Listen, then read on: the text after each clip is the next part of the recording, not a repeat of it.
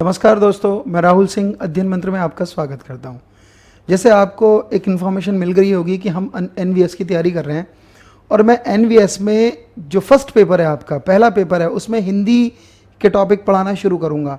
तो देखिए भाई, हिंदी का जब आप पेपर देखेंगे एनवीएस में, नवोदय विद्यालय में, तो क्वालिफाइंग तो हिंदी है, पर हिंदी बहुत ज़रूरी है, 5 नंबर लाने ज़रूरी है और आसान भी पड़ेगा आपको। ठीक है, अब हिंदी से रिलेटेड फर्स्ट पेपर में क्या क्या आता है, ज़्यादातर ग्रामर से रिलेटेड प्रश्न आते हैं। ठीक है, आज मैं कोई सिलेबस नहीं लिखवा रहा हूँ, पर मैं एक डेमो के तौर पे एक चीज़ दिखा रहा हूँ। आज मैं एक टॉपिक पढ़ा रहा हूँ, आप इसे देख लें, शब्द।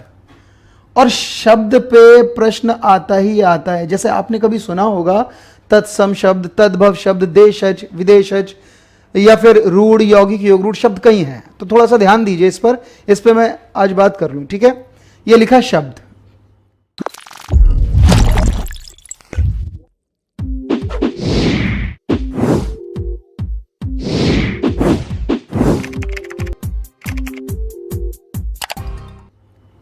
अब दोनों देखो, ये सब शब्द क्या है, कैसे कराऊं, आएगा क्या, ये मेरी जिम्मेदारी, आप बस इसे देखें। सबसे पहले मैं शब्द की परिभाषा की बात करता हूं। देखें आप, एक मैंने लिखा अ, क्या लिखा अ, और एक लिख रहा हूं अमर। अब मुझसे कोई पूछे इसमें से शब्द कौन सा है, तो देखो अ जो है ये वर्ण है, और जब बहुत सारे वर्ण मिल जाएंगे तो क्या बन जाएगा, शब्द। और अगर मैं ऐसे लिख दूं अमर घर गया, और ये क्या बन गया, ये वाक्य बना। तो देखो भाई, जब बहुत सारे वर्ण मिलेंगे तो शब्द बन गया, और जब बहुत सारे शब्द मिलेंगे तो क्या बन गया, वाक्य। अब बात तो हमें शब्द की करनी है, तो मैं वाक्य तो हटा लेता हूं, पर दो चीज आ गई, ये वर्ण है, ये शब्द है। कभी आपने वर्णमाला का नाम सुना होगा, और वर्णमाला में सारे वर्ण हैं, क ख ग घ अ, ये सारे वर्ण ही तो हैं वर्णमाला। ठीक है ना। अच्छा, ये वर्ण है, पर एक बात ध्यान से सुनिए, यहां मैंने जब अमर बनाया तो एक तो अ लिया, ठीक, एक दूसरा अक्षर था म, और एक लिखा र, और इन तीनों को अगर मैं मिला दूं तो क्या बन गया, शब्द। तो ऐसा लगा वर्णों, बहुत सारे वर्ण मिलकर शब्द बन जाएंगे, या वर्णों के समूह को, ग्रुप को शब्द कहते हैं। ठीक है, लेकिन एक बार बताओ, पहले मैंने अ लिया, फिर म लिया, फिर रा लिया, और फिर क्या बना दिया, शब्द। क्या मैं ऐसे भी वर्णों को मिला सकता हूं? पहले मैं र ले लूं, फिर मैं म ले लूं, फिर मैं आ ले लूं, और इसे पूछूं क्या ये शब्द है, तो देखो भाई ये शब्द नहीं है। शब्द पता है किसे कहते हैं? अगर पूछा जाए ये क्या है तो ये शब्द है, और अगर पूछा जाए ये क्या है तो ये शब्द नहीं है। वो क्यों? क्योंकि इसका कोई मीनिंग ही नहीं है। पता है, वर्णों के समूह को शब्द नहीं कहते, वर्णों के सार्थक समूह को। अरे सीधी सीधी बात है, जब बहुत सारे वर्ण मिल जाएंगे और उसके बाद अर्थ निकलेगा तो इसे कहते हैं शब्द। तो अभी तो शब्द की परिभाषा थी, अगर शब्द पूछा जाए तो सीधी सीधी बात है, वर्णों के सार्थक, सार्थक माने मीनिंगफुल, अर्थवान, वर्णों के सार्थक समूह को क्या कहते हैं हम? शब्द। ठीक है भाई, शब्द कहते हैं। अगर मैं ये शब्द यहां से हटा लूं, वर्णों का समूह शब्द नहीं है, वर्णों का सार्थक समूह, पहली बात। अच्छा, दूसरी बात, अब एग्जाम में अगर पूछा जाए कि जब अब एग्जाम देने लगो तो एग्जाम में शब्द से रिलेटेड शब्द क्या आता है, तो देखिए हमेशा शब्द के प्रकारों पे ही प्रश्न आते हैं। पूछा जाएगा कभी तत्सम है, तद्भव है, कोई शब्द दे देगा, तत्सम है, तद्भव है, देशज, विदेशज, या रूढ़, यौगिक, योगरूढ़। और भी शब्द होते हैं जैसे एकार्थी, अनेकार्थी, समानार्थी, शब्द कई हैं अगर देखा जाए। तो देखिए शब्द हमेशा यहां से आएगा, जो मैं अब करा रहा हूं आपको, हमेशा शब्द के प्रकारों पे ही प्रश्न आ सकता है। ठीक, अब ध्यान दीजिए, थोड़ा सा देख लीजिए। मान लीजिए मेरा इंटरव्यू हो और मुझसे पूछा जाए कि शब्द कितने प्रकार का होता है, तो देखो मैं आंसर क्या दूंगा। मेरे से पूछा जाए शब्द कितने प्रकार का है, तो मैं कहूंगा शब्द 3 प्रकार का भी होता है, शब्द 4 प्रकार का भी होता है, और शब्द 5 प्रकार का भी होता है। अब वो मुझसे पूछेंगे ये क्या बता रहे हैं, हम पूछ रहे हैं आपसे शब्द कितने हैं बताइए, तो मैं कहूंगा शब्द तो 3 भी हो सकते हैं, 4 भी हो सकते हैं, और 5 भी हो सकते हैं। फिर वो थक हार के मुझसे पूछेंगे आप ये बता रहे हो कि शब्द 3 प्रकार का भी होता है और 4 का भी? मैंने कहा हाँ, और 5 का भी होता है। तो वो मुझसे सीधा सीधा पूछेंगे अच्छा 3 भी है, 4 है, तो पहले 3 ही बताना कौन से हैं। तो देखो शब्द 3 प्रकार का होता है, रूढ़ शब्द, यौगिक शब्द, योग रूढ़। और अगर पूछा जाए शब्द 4 कौन से हैं, तो तत्सम, तद्भव, देशज, विदेशज, यानी शब्द 3 नहीं है, शब्द तो बहुत सारे हैं। ठीक है ना। तो एक काम करो भाई, प्रश्न तो शब्द के प्रकारों पे आएंगे, पर मैं अभी प्रकार नहीं बता रहा हूं। एक चीज सुनो, मैं एक चीज लिख रहा हूं, ये जरूरी है तुम्हारे लिए। अगर शब्द सीखना चाहते हो आप, या शब्द की पहचान सीखना चाहते हो, तो ये चीज जरूरी है। मैंने लिखा शब्दों का वर्गीकरण। हम शब्दों को कई वर्गों में बांट लेते हैं, तो मैं ऐसा करता हूं, मैं इसमें 4 एरो डाल रहा हूं, बस आप समझेंगे इसे, थोड़ा आइडेंटिफाई करना है मुझे। अब मैंने 4 एरो डाला, आप में से कोई मुझसे पूछे कि आप शब्द के 4 प्रकार लिख रहे हो, एक इधर, एक इधर, एक इधर, एक इधर, मैं कहता हूं नहीं, मैं शब्द के 4 प्रकार नहीं लिख रहा हूं। मैं ये बता रहा हूं हमारी हिंदी में शब्दों को कई वर्गों में बांट लेते हैं। अभी प्रकार नहीं, अभी वर्गीकरण, और वर्गीकरण की जगह एक शब्द और देखो, मैं लिख देता हूं विभाजन भी लिख सकता हूं या पहचान। शब्दों को कई आधारों पर पहचान लिया जाता है। अब छोटी सी चीज मैं लिखने जा रहा हूं, पहले प्रकार की बात नहीं कर रहा हूं, वर्गीकरण की बात कर रहा हूं। हमारी हिंदी में शब्द को कई रूप से क्लासिफाई कर लेते हैं, उसका बंटवारा कर लेते हैं, उसका विभाजन कर लेते हैं या उसका वर्गीकरण कर लेते हैं। मैं कुछ चीज लिखने जा रहा हूं। पहला वर्ड लिखा मैंने रचना और बनावट। ये जरूरी है सीखने के लिए, एकदम नहीं सीखेंगे हम तत्सम तद्भव देशज विदेशज, थोड़ा जरूरी है रचना और बनावट। एक शब्द लिखा मैंने उत्पत्ति, ठीक है। एक मैंने लिखा अर्थ, और एक मैं लिख रहा हूं रूपांतरण। मैंने अभी खाली लिखा रूप अंतर, रूपांतर, यानी इसमें 2 शब्द है, रूप और अंतर। कभी कभी शब्द के रूप में अंतर आ जाता है, और मैंने अभी यहां लिखा रूपांतरण। सुनिए भाई, असली में शब्द के 4 प्रकार नहीं है। हमारी हिंदी में शब्द 4 तरीके से बना लिया गया है, उसे 4 वर्गों में रखा गया है। शब्द रचना बनावट के आधार पर भी बनाए। हमारी हिंदी में शब्द की उत्पत्ति भी हुई है, हम शब्द को अर्थ से भी निकालते हैं और हम शब्द का रूप भी बदल देते हैं। अब सुनो, कोई मुझसे पूछे रचना बनावट के आधार पर शब्द कितने प्रकार का है, तो रचना बनावट के आधार पर 3 प्रकार का शब्द होता है भाई। और कौन कौन सा? एक होता है रूढ़ शब्द, एक होता है रूढ़, पहला शब्द है रूढ़। एक होता है दूसरा यौगिक, यौगिक, मैं ठीक से लिख देता हूं, यौगिक शब्द। और एक तीसरा होता है योग रूढ़। भाई सीधी सीधी बात है, आप इसे थोड़ा ध्यान से सुने। पता कई बार हम मनुष्यों ने शब्दों को ना जोड़ जाड़ करके बनाए। एक शब्द इधर से लिया, दूसरा इधर से लिया और मिलाकर नया बना दिया। बताओ शब्दों की क्या कर दी हमने? रचना। कई बार शब्द की मनुष्य ने रचना की गई और शब्द को मनुष्य ने बनाया। अच्छा देखिए कैसे बनाया। वाकई में कई बार मनुष्य ने जोड़ जाड़ करके शब्द बनाए। कैसे बनाए? एक शब्द इधर से उठाया, एक दूसरा इधर से। कैसे? देखो, एक शब्द लिया हमने, एक शब्द लिया देश, शब्द है ये, एक तो देश ले लिया। अच्छा दूसरा एक और लिया रत्न, एक रत्न भी शब्द था, रत्न भी तो शब्द होता है, और दोनों को मिलाकर क्या बना दिया? देश रत्न। कई बार क्या जोड़ जाड़ करके शब्द बनाए गए? नहीं बनाए गए। बताओ शब्दों की रचना की गई नहीं, बनावट, शब्दों को बनाया भी गया।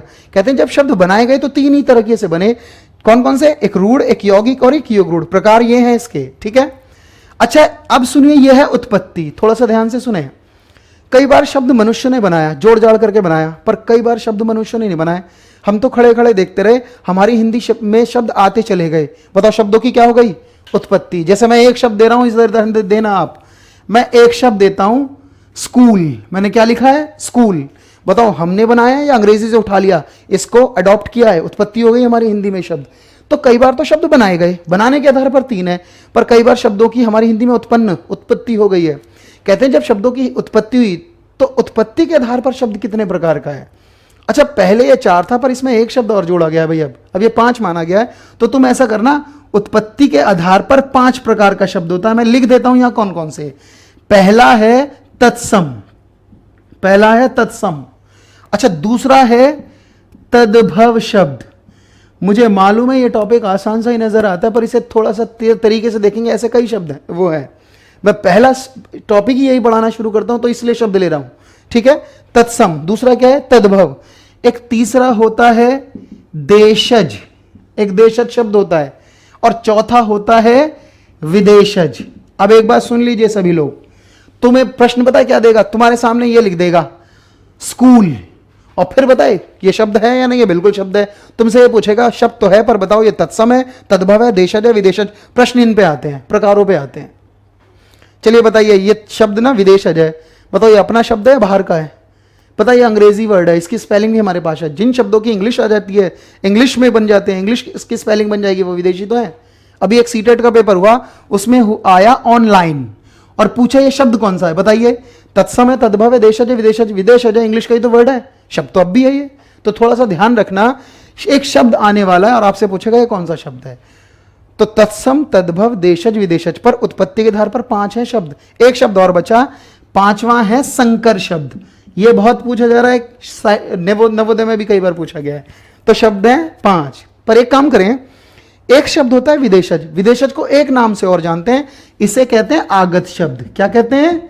आगत शब्द। आगत माने इनकमिंग वर्ड्स, जो बाहर से आए, तो आगत शब्द। अच्छा बताओ, आगत का उल्टा होता है विगत। और मैं अगर हूं विदेशज का उल्टा है देशज, तो देशज को एक नाम से और जानते हैं, इसे विगत शब्द भी कहते हैं। ये ध्यान रखिएगा आप, कई बार अब नाम बदलने लगे हैं शब्दों के, दिन ब दिन परीक्षाएं थोड़ी सी टिपिकल सी होती जा रही है, ऐसा नहीं है कि अब सरसरी तौर पे ही पढ़ेंगे आप, तो थोड़ा सा ध्यान रखना। अच्छा, शंकर को भी एक कहते हैं, शंकर ऐसे शब्दों को कहते हैं जो दो अलग अलग भाषाओं से मिलकर बनते हैं, पर अभी मैं ये नहीं बता रहा हूं, सिर्फ ये ध्यान रखो शंकर को भी एक नाम से और जानते हैं, इसे द्विज शब्द भी कहते हैं, कई बार दे सकता है द्विज शब्द। ठीक है, तो देखिए भाई, शब्द तो रचना बनावट के आधार पर भी बना और उत्पत्ति भी हुई है। रचना बनावट के आधार पर 3 है, उत्पत्ति के आधार पर 5 है। अब सुनो, कई बार तो बनाया गया, कई बार उत्पन्न हुआ, लेकिन कई बार शब्द को हम एक तरीके से और पहचान लेते हैं, एक तरीके से और बनाया गया कि हम कई बार शब्दों का अर्थ निकालते हैं। कहते हैं जितने भी शब्दों का अर्थ निकाला जाए तो अर्थ के आधार पर 2 ही प्रकार का शब्द बैठता है, एक सार्थक शब्द और एक क्या, निरर्थक। तो अर्थ के आधार पर कितने प्रकार का शब्द है, 2। ये पूछता कम है क्योंकि बड़ा आसान सा नजर आता है। पहला है सार्थक शब्द और दूसरा है निरर्थक शब्द, ये ध्यान रखिएगा आप लोग। ठीक है भाई, 2 तरह का शब्द है, सार्थक और निरर्थक। अच्छा, कई बार शब्द बनाया गया, उत्पन्न हुआ, अर्थ से भी निकाला गया, पर कई बार हम कोई भी शब्द लेते हैं ना तो उसका रूप बदल देते हैं, यानी उसमें परिवर्तन ले आते हैं। कहते हैं जब शब्द को बदला जाए या परिवर्तन हो या उनका रूप बदले, रूपांतरण के आधार पर भी शब्द 2 ही प्रकार का बैठता है भाई। ठीक है, और कौन कौन से, एक है विकारी शब्द, थोड़ा सा देखेंगे, बड़ा आसान सा ये भी, और दूसरा है अविकारी शब्द। लेकिन ठीक है भाई, अब सुनो प्रश्न किस पे आते हैं, थोड़ा सा ध्यान दीजिएगा ना। तुम्हें एनवीएस में इसकी परिभाषा पूछता, कम पूछेगा, परिभाषा कम पूछेगा ना, वर्गीकरण पे प्रश्न आते हैं।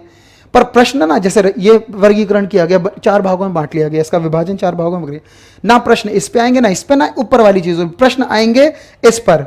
पूछा जाएगा, आपके सामने एक शब्द दे देगा सूर्य, और फिर पूछेगा ये रूढ़ है, यौगिक है या योग रूढ़ है, या इनमें से पूछ लेगा तत्सम है, तद्भव है, देशज है, विदेशज, या पूछेगा सार्थक है या निरर्थक है, या कहेगा विकारी है या अविकारी है। प्रश्न इन पे आएंगे और आते ही हैं, ये बात आपने देखकर भी देखा होगा कई पेपर्स। तो भाई अब शुरुआत करते हैं, लेकिन एक बात बताऊं, मैं शुरुआत अब कर रहा हूं, मुझे ये 12 शब्द थोड़े से डिस्कशन करने हैं। कई बार आपको किसी भी क्लासेस में, किसी भी एग्जाम में यहां से शुरू करते हैं, पर ये जो ऊपर वाली चीज़ है मैं अभी से इतना डिस्कशन नहीं किया, लेकिन आगे ये तुम्हें खुद समझ में आएगा मैंने ये क्यों लिखा है, कितने वर्गों में बांटते हैं। तो भाई मैं अब पहला शब्द शुरू कर रहा हूं, रूढ़। लेकिन अगर रूढ़ कर रहे हैं हम, तो रूढ़ अगर बता रहा हूं मैं, तो इतनी तुम्हें पहले से नॉलेज हो कि रूढ़ उत्पत्ति से नहीं बना है, किससे बना है, रचना बनावट के आधार पर। ठीक है भाई, तो शुरुआत कर रहा हूं मैं, अब शब्द शुरू कर रहा हूं। ऐसा कौन सा शब्द तुम्हारे सामने लिख दूं कि तुम पहचान लो ये रूढ़ है, तो मैं इस चीज को मिटा देता हूं और शुरू करेंगे पहले रचना बनावट, फिर उत्पत्ति। पर सबसे इंपॉर्टेंट शब्द ये हैं जो एग्जाम में पूछे जाते हैं, तत्सम, तद्भव, देशज, विदेशज ज्यादा पूछता है, तो मैं हटा लेता हूं भाई इन्हें। तो आइए शुरू करते हैं, पहले रचना बनावट के आधार पर वाला देख लेंगे, फिर हम ये वाला देख लेंगे। जरा मिटा दूं मैं इसे, फिर शुरू करें। देखें भाई, आइए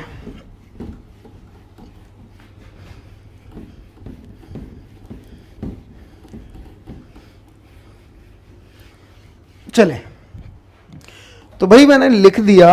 चलिए यहां देखिए, सबसे पहले मैं रचना बनावट, ये जल्दी हो जाएगा, इसे देख लीजिए भाई। रचना बनावट के आधार पर शब्द कितने प्रकार के हैं, 3। और कौन कौन से नाम देख लीजिए इसके। एक है रूढ़ शब्द, कौन सा शब्द, रूढ़, पढ़ाई अभी। एक है यौगिक, और एक तीसरा है योग रूढ़। थोड़ा सा ध्यान दीजिएगा इस पर भाई, 3 शब्द, रूढ़, यौगिक, योग रूढ़। हमें क्या सीखना है, ऐसा कौन सा शब्द लिखा जाए कि तुम पहचान लो ये रूढ़ है, यौगिक है, योग रूढ़। अब इनकी परिभाषा पहले मैं 2 बताऊंगा, रूढ़ और यौगिकी से देख लो, वो अपने आप ही समझ में आएगा। थोड़ा सा देखें, अब मैं एक शब्द लिख रहा हूं आपके सामने, देखिए भाई, एक लिखा मैंने देश। मुझे बताइए क्या ये शब्द है या नहीं है, ये वर्ण है या शब्द है, ये शब्द है, वाक्य नहीं है, शब्द ही है। अच्छा, इस बार मैं लिखता हूं देश भक्ति। अब मुझे बताइए, ये तो एक ही शब्द था, इसमें 2 शब्द शामिल है, पर बताओ ये शब्द है या वाक्य बना, ये अब भी शब्द है, पर कई बार शब्द एक का भी दिखता है और कई बार शब्द एक से ज्यादा मिलकर भी शब्द ही बनते हैं। देशभक्ति भी शब्द है। अब सुनो, मुझसे कोई पूछे कि देश या देशभक्ति में से कौन सा रूढ़ है और कौन सा यौगिक है, तो देखो इनमें से अगर कोई मुझसे पूछेगा ये कौन सा शब्द है, तो मैं कहता हूं ये यौगिक। यौगिक उस शब्द को कहते हैं जो 2 शब्दों से मिलकर बनता है, और रूढ़ उसे कहते हैं जो 2 शब्दों से मिलकर नहीं बनता। बताइए, इसमें 2 शब्द हैं, एक तो देश और दूसरा क्या है, भक्ति, पर ये शब्द एक ही है, तो जो एक ही शब्द होगा वो रूढ़ है, और जो मिलकर बन जाएगा वो कौन सा है, यौगिक। थोड़ा सा ध्यान दीजिएगा इस पर, ठीक है भाई। तो चलो एक काम करें, एक छोटी सी चीज बताओ, जो दो दिख जाएं जिनमें दो का योग हो वो कौन सा यौगिक? योगी तो है या नहीं है? और जो एक ही है वो क्या है? रूढ़। ठीक, तो जो मिलकर बनेगा, दो शब्दों से मिलकर बनेगा वो यौगिक है, और जो मिलकर नहीं बनेगा, जो एक ही शब्द होगा वो रूढ़ है। ठीक, लेकिन एक बार नवोदय विद्यालय का ही पेपर था, उसमें एक बार परिभाषा पूछी गई, तुम मुझे बताना ये रूढ़ की परिभाषा है या यौगिक की? मैंने सीधी सीधी बात कर दी, जो मिलकर बनेगा वो यौगिक है और जो मिलकर नहीं बनेगा वो रूढ़ है। और पूछा यह गया था हमारी हिंदी में ऐसा कौन सा शब्द है जिसके सार्थक, सार्थक माने मीनिंगफुल, जिसके सार्थक खंड नहीं होते हैं, वो रूढ़ है या यौगिक? बताइए।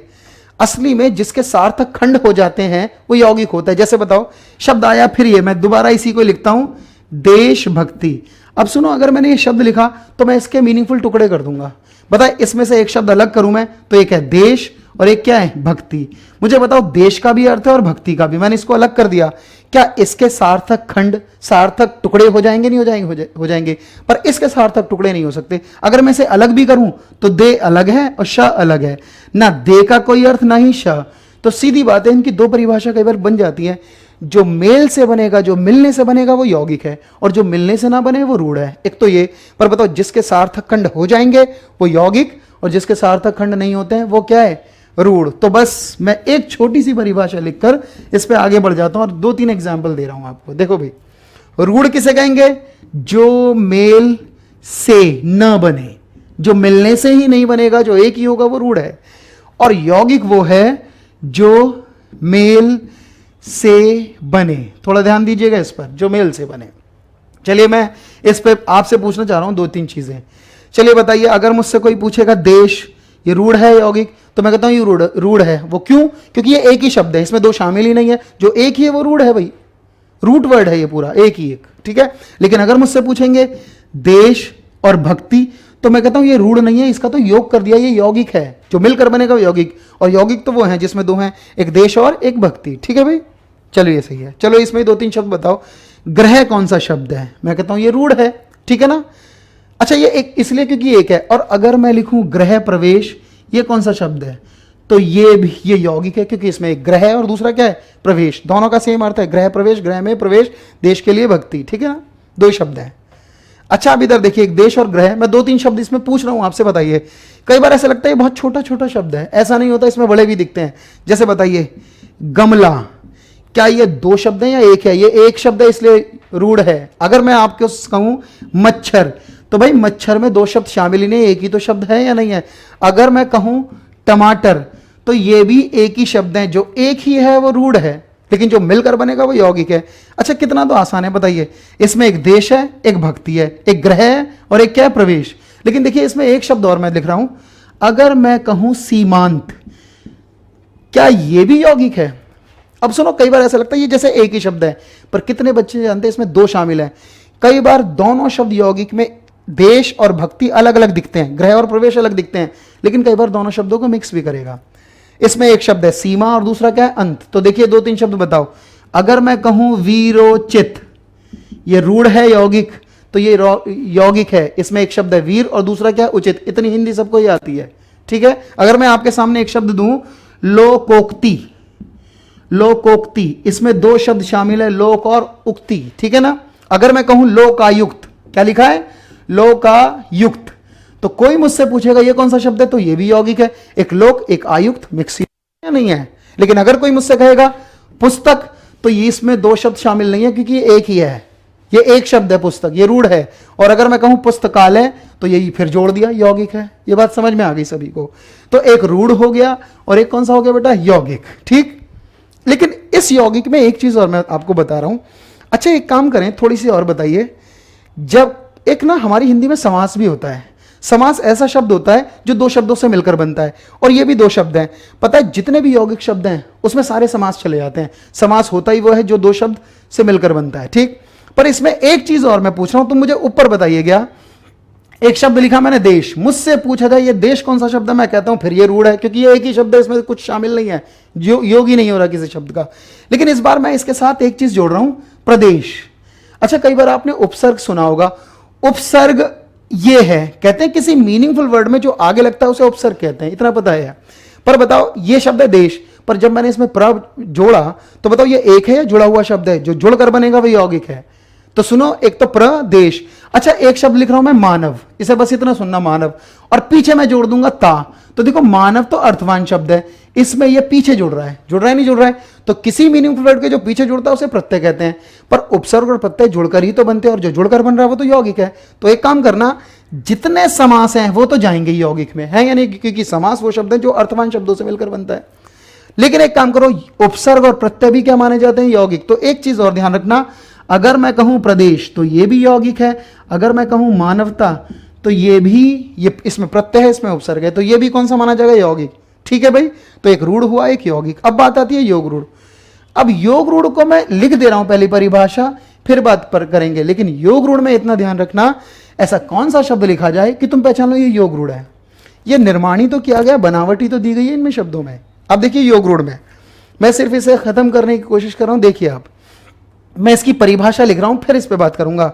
लिख देता हूं, ऐसे यौगिक शब्द, ऐसे यौगिक शब्द, ध्यान रखना, ऐसे यौगिक शब्द, ऐसे यौगिक शब्द जो समान अर्थ ना देकर, जो समान अर्थ ना देकर कोई विशेष, या तो विशेष लिख लो, ऐसे यौगिक शब्द जो समान अर्थ ना देकर कोई विशेष या तीसरा अर्थ दें, उन्हें कौन सा शब्द कहते हैं हम, योग रूढ़। ऐसे यौगिक शब्द जो सेम अर्थ ना देकर कोई विशेष ही अर्थ दें, कोई तीसरा ही अर्थ दे, उसे हम योग रूढ़ कहते हैं। जैसे मैं एक शब्द दे रहा हूं, अगर मैं आपके सामने एक शब्द दूं नीलकंठ, क्या दूं, नीलकंठ। अब सुनो, इसमें ये ऐसा शब्द है, ये एक नहीं, ये भी जुड़ा हुआ शब्द है, नील और कंठ। नील माने नीला, कंठ माने कंठ। पर नीलकंठ, नील का अर्थ क्या निकल रहा है, मैं यहां थोड़ा सा एक्सप्लेन कर दूं। नील का अर्थ है नीला, और कंठ माने कंठ ले लूं या गला। पर देखो, ना मैं नीले का अर्थ नीला ले रहा हूं, ना कंठ का अर्थ कंठ, मैं तो नीलकंठ को शिव मानता हूं, इसका एक विशेष अर्थ है शिव। तो जब कोई यौगिक शब्द इन दोनों का जो सेम अर्थ है वो ना लेकर कोई विशेष ही अर्थ लिया जा रहा हो, तो जब कोई यौगिक शब्द विशेष अर्थ देने लगता है, उसे कौन सा कहेंगे हम, योग रूढ़। तो नीलकंठ कौन सा शब्द है, योग रूढ़। कभी आपने बहुब्रीहि समास पढ़ा होगा, तो देखो बहुब्रीहि समास योग रूढ़ में ही जाता है, योग रूढ़ माना जाता है। एक चीज मैं और पूछ लूं आपसे, देखिए भाई, ये भी दो शब्दों से मिलकर बना है, ये भी दो, पर जब दो शब्द कोई तीसरा अर्थ देंगे तो वो योग रूढ़ में जाएगा, और जब दो शब्द अपने ही अर्थ देंगे वो यौगिक होगा। जैसे बताओ, देशभक्ति किसे कहते हैं, देशभक्ति, देश के लिए भक्ति को ही तो कहते हैं। गृह प्रवेश, गृह में प्रवेश को ही कहते हैं। पर नीलकंठ, नीलेकंठ को नहीं कहते, नीलकंठ तो शिव को कहते हैं। जैसे मैं दो शब्द ऊपर दूं, जरा बताइए, महापुरुष, एक महा और एक पुरुष है, पर इसमें है महान पुरुष, और एक लिख रहा हूं महादेव। इसमें कोई मुझसे पूछेगा इसमें योग रूढ़ कौन सा है, तो ये है। अब देखिए, महान, महापुरुष तो महान पुरुषों को ही कहते हैं, पर महादेव, महान देव को नहीं कहते, महादेव तो शिव को ही कहते हैं। तो जब कोई यौगिक शब्द विशेष अर्थ देने लगे तो वो योग रूढ़ में चला जाएगा। तो मैं बस शब्द लिखने जा रहा हूं। जैसे देखिए, अभी मैंने लिखा महादेव, तो महादेव, महादेव को ना करके किसको कहते हैं, शिव। ऐसे ही एक शब्द है दशानन, दशानन, 10 आनंद, 10 माने 10, आनंद माने सर, पर दशानन, 10 आनंद को ना कहकर रावण को कहते हैं। दोनों शब्दों का सेम अर्थ ना लेकर कोई विशेष अर्थ लिया जाता है, रावण। ठीक है ना। अगर मैं आपके सामने एक और शब्द दूं, जैसे पीतांबर, इसमें दो शब्द हैं, पीत और अंबर। पीतांबर, पीत माने पीला, अंबर माने वस्त्र, ना पीला ना अंबर, पीतांबर तो विष्णु को कहा गया है। तो जब दो शब्द विशेष अर्थ देंगे तो वो योग रूढ़ में चले जाएंगे। अच्छा, कई बार ऐसा लगता है ये पौराणिक नाम है, पुराने नाम है किन्हीं ईश्वरों के या किन्हीं देवताओं के नाम, ठीक है। लेकिन इसमें एक शब्द और देखिए जो मैं लिखने जा रहा हूं। देखो, मैं यहां लिख देता हूं, जगह नीचे नहीं है। जैसे एक शब्द देता हूं, पंकज। अब सुनो, पंकज भी योग रूढ़ है। कैसे, पहले तो बताओ, पंकज ऐसा शब्द है जो दो शब्दों से मिलकर बना है। पंक माने कीचड़, जा माने जन्मा। पर देखो, पंक का मतलब कीचड़ और जा माने जन्मा, पर इसका अर्थ कीचड़ में जन्मा नहीं। सीधी बात है। देखिए, थोड़ा सा एक एक्सप्लेन कर दूं। अगर मुझसे इन दोनों शब्दों का अर्थ लें तो इसका अर्थ है कीचड़ में जो जन्म ले। अब कीचड़ में तो फूल, बैक्टीरिया, पता नहीं क्या क्या जन्म लेते हैं, पर पंकज तो एक को ही कहा जाता है, कमल को। क्या इसका कोई विशेष अर्थ है या नहीं है? जब दो शब्द मिलकर किसी पर्यायवाची की बात करेंगे वो भी योग रूढ़ में चले जाते हैं। तो ना पंक न जा, पंकज किसे कहते हैं? कमल। ऐसे ही है जलज, जल में जो जन्मा हो, और जल न जन्मा क्या हो जाएगा? जलज किसे कहेंगे? कमल को ही कहते हैं। तो इतना ध्यान रखना, ये वाले शब्द योग रूढ़ में जाएंगे और ये भी योग रूढ़ में चले जाएंगे। सीधी बात है, जब दो शब्द मिलकर कोई विशेष अर्थ दें, ठीक है। तो एक रूढ़ हुआ, एक यौगिक और एक योग रूढ़। अगले शब्द पे आ जाते हैं। देखिए, इसे मैं मिटा दूं। अगला है उत्पत्ति। इस पे भी थोड़ा ध्यान दीजिएगा, शुरू के शब्दों में टाइम लगता है भाई, ठीक। ये हो गया। कोई दिक्कत है तो आप कमेंट बॉक्स में मुझसे पूछिएगा, ठीक। अच्छा, इसके अलावा एक काम और करेंगे आप, इसकी से रिलेटेड तो मैं वर्कशीट में मिलेगी, उसे भी सॉल्व करना आप, ठीक। मैं इसे हटा देता हूं। अब आई शब्द, एक तो रचना बनावट के आधार पर बनाए और एक देखिए उत्पत्ति के आधार पर। देखिए, अब है उत्पत्ति के आधार पर शब्द। उत्पत्ति के आधार पर अगर मुझसे पूछा जाए, कई बार तो शब्द बनाया गया, कई बार उत्पत्ति से ही पहचाना जाता है। उत्पत्ति के आधार पर शब्द 4 नहीं, ये 5 ही लगाने हैं आपको, ये ध्यान रखना। अगर आता है कई बार ना उत्पत्ति में अगर 5 ना रखे तो 4 रख लेना, पर वैसे उत्पत्ति के आधार पर 5 ही है।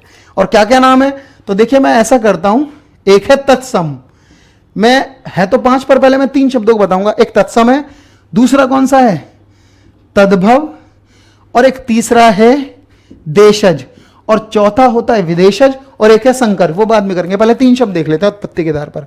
अच्छा, पहले तत्सम को देखो और तद्भव, ये मैं साथ ही करा रहा हूं, इसे थोड़ा सा ध्यान से देखिएगा। अब बात आई तत्सम, हमें क्या सीखना है और आपको क्या सीखना है। ऐसा कौन सा शब्द लिखा जाए कि आप पहचान लो ये तत्सम है, और ऐसा कौन सा शब्द लिखा जाए कि आप पहचान लो तद्भव है। तो बड़ा आसान सा ही है, देखें आप इसे। मैं ऐसा करता हूं, तत्सम ना 2 शब्द से मिलकर बनाए, एक तो तत् और दूसरा सम। मैं इसे ऐसे निकाल लेता हूं, तत् और दूसरा क्या कर दिया भाई, सम, ठीक है। अच्छा, लिख दिया। अच्छा बताओ, तत् का अर्थ क्या होता है इसमें। अरे तत्सम तो 2 ही शब्द से बनाए, एक तो इसमें तत् है, दूसरा सम। अच्छा, तत् का अर्थ मुझसे पूछे तो तत् का अर्थ है वैसे उसके, उससे, पर पता मैं उसके उससे ना लेकर मैं यहां तत् का अर्थ लिख रहा हूं संस्कृत। क्या लिख रहा हूं, संस्कृत। और सम माने होता है समान। अच्छा, मेरे पास 2 शब्द आए, संस्कृत और समान, और पूरा अर्थ क्या निकालूं। इसका पूरा अर्थ अगर 2 शब्द आए तो इसका अर्थ निकला संस्कृत के समान। तो तत्सम का अर्थ निकला संस्कृत, मैं यहां ऊपर लिख रहा हूं संस्कृत के समान।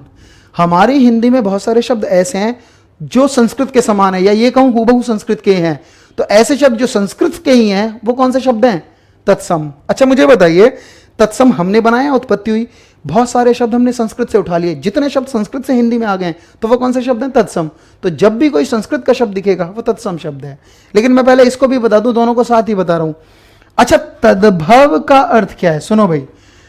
तद्भव 2 शब्द से मिलकर बनाए, ये भी तत् और दूसरा क्या है, भव। लेकिन आपको ऐसा लगेगा अगर मैंने लिखा तद्भव, एक तद है और एक भव है, पर जब हम संधि सीखेंगे ना तो दाना ता में कन्वर्ट हो जाता है, इतना ध्यान रखना। तद्भव भी 2 ही शब्द से बनाए, एक तत् और एक क्या है, भव। अच्छा, तत् का अर्थ होता है संस्कृत, अभी तो लिखा है संस्कृत, तत् का मतलब तो संस्कृत है, संस्कृत। और भव का अर्थ अगर पूछोगे तो भव का अर्थ है उत्पन्न होना या बनना या बना, ठीक है। मैं इसके साथ भव का अर्थ लिख रहा हूं बना। अब सुनो, मेरे पास फिर 2 शब्द आए, संस्कृत और बना, इसका पूरा अर्थ निकालो तो ये होगा संस्कृत से बना। तो तद्भव का अर्थ जो हुआ है वो हुआ है संस्कृत से बना। तो सीधी बात है, हमारी हिंदी में कुछ ऐसे शब्द जो हूबहू संस्कृत के हैं या संस्कृत के ही होंगे, वो तत्सम है। पर जो शब्द संस्कृत के जैसे तो नहीं है, संस्कृत के तो नहीं है, पर हाँ संस्कृत के शब्दों से बोलते बोलते बन गए, जो संस्कृत से बन गए, वो कौन से शब्द हैं, तद्भव। तो मैं लिखने जा रहा हूं, आप इसे ऐसे ही देखें। चलिए, एक शब्द देखो, मैं यहां इन चीजों को हटा लेता हूं मैं, तो सीधी बात है, जो संस्कृत के समान है वो तत्सम है, और जो संस्कृत के समान तो नहीं है, संस्कृत से बन गया है, वो तद्भव है। तो चलिए शुरू करें। देखो, एक शब्द लिखा मैंने सूर्य। अब सुनो, ये कैसे पहचानोगे कि सूर्य संस्कृत का है या नहीं है, पर सूर्य संस्कृत का है। पर बताओ, सूर्य बोलते बोलते बोलते बोलते क्या हो गया है, सूरज। मैं यहीं खत्म कर रहा हूं इस चीज को। अब मुझसे कोई पूछेगा ये तत्सम है तद्भव, तो मैं कहता हूं ये तद्भव है। भाई सूर्य तो संस्कृत का था, पर सूर्य बोलते बोलते क्या होगा, सूरज। लेकिन तुम इसे ऐसे निकालो। चलिए बताइए, इन दोनों में आम जिंदगी में कौन सा बोला जाता है। तो देखो, जो नॉर्मल जिंदगी में इस्तेमाल किया जाएगा वो तद्भव होता है। बताइए, हम ये कहते हैं सूर्य निकल आया या सूरज निकल आया, आंसर है सूरज निकल आया, यही कहते हैं। सूर्य तो संस्कृत का शब्द है, जो आम जिंदगी में नहीं बोला जाएगा वो तत्सम है, और जो बोला जाएगा जिसका इस्तेमाल करते हैं वो कौन सा है, तद्भव। जैसे एक बताइए, एक शब्द है अग्नि। चलिए बताइए, अग्नि बोलते हैं या आग बोलते हैं, आम जिंदगी में आग। अग्नि बोलते बोलते क्या हो गया है, आग। थोड़ा सा ध्यान दीजिए, आसान सा लगेगा। अब कभी तुम्हें ये सिंगल में पूछा है सूरज कौन सा शब्द है, तो कौन सा शब्द है, तद्भव। और कोई पूछे सूर्य कौन सा शब्द है, तो ये क्या है, तत्सम। कई बार ऐसे भी पूछेगा आपसे कि आपको दे देगा सूरज तो तद्भव है, खुद ही कहेगा। फिर पूछेगा इसका तत्सम बताना, तो तत्सम क्या है, सूर्य। अच्छा, अगर पूछा जाए, अगर कई बार दे देगा सूर्य संस्कृत का है तो पूछेगा इसका तद्भव कौन सा, तो उल्टा सीधा भी पूछ सकता है। मुझे एक बार बताइए 2-3 शब्द। सर्प, सर्प संस्कृत का है या नहीं है? सर्प आम जिंदगी में यूज ही नहीं किया जाता है, ये थोड़ा ना कहते हैं सर्प आ गया, तो सर्प से क्या हो गया है? सांप। ठीक, चलिए 3 शब्द तो तुम सीख गए, मैं ऊपर एक शब्द देता हूं।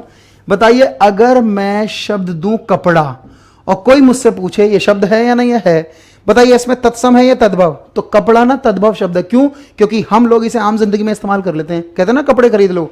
अच्छा ये शब्द तो तत्सम है, ठीक है, ये शब्द तो है तद्भव। ठीक, अच्छा कोई मुझसे पूछे अगर मैं लिखूं करपट, ये करपट एक शब्द संस्कृत का था करपट, करपट बोलते बोलते कपड़ा हो गया, लेकिन अगर मैं तुमसे पूछूं ये कौन सा शब्द है, तो कई बच्चों को ऐसा लग रहा होगा ये लिख क्या दिया। पता है जो शब्द तुम्हें समझ में ना आए ना वो कौन सा शब्द होगा? तत्सम। लेकिन सीधी सीधी बात है, कपड़ा किससे निकला है? करपट। थोड़ा सा एक चीज और ध्यान रखना, संस्कृत और हिंदी के शब्द आपस में मैच करते मिलते हैं। देखो सूर्य से बोलते बोलते क्या हो? सूरज। अग्नि से बोलते बोलते क्या है? आग। सर्प से बोलकर सांप, और करपट से क्या हो गया? कपड़ा। चलिए अच्छा बताइए एक शब्द मैं जानबूझ के दे रहा हूं, ये क्या लिखा है? रात्रि। रात्रि बोलते बोलते क्या हो गया है? रात। मैं इसलिए इन पे ज्यादा डिस्कशन कर रहा हूं, पता भी है आपको ज्यादातर ये पूछेगा, पर एक छोटी सी चीज सुनिए, ये क्या लिखा है मैंने? त्र। क्या लिखा है? त्र। तो देखिए मैं 4 अक्षर लिख रहा हूं, क्ष, त्र, ज्ञ और एक है श्र। ये जिन भी ये अक्षर, चारों अक्षर किसी भी शब्द में दिख गए ना वो सारे तत्सम होंगे। रात्रि, पर ये वाले अक्षर इसमें नहीं आते हैं, थोड़ा सा ध्यान दीजिएगा। ऐसी एक विशेषता और बताऊं, जब चंद्र बिंदु दिखेगा तो वो तत्सम कभी नहीं होता, हमेशा कौन सा होगा? तद्भव। तो थोड़ा सा ये भी ध्यान रखिएगा। चलिए फिर भी बताइए, देखो कुछ शब्द लेता हूं मैं।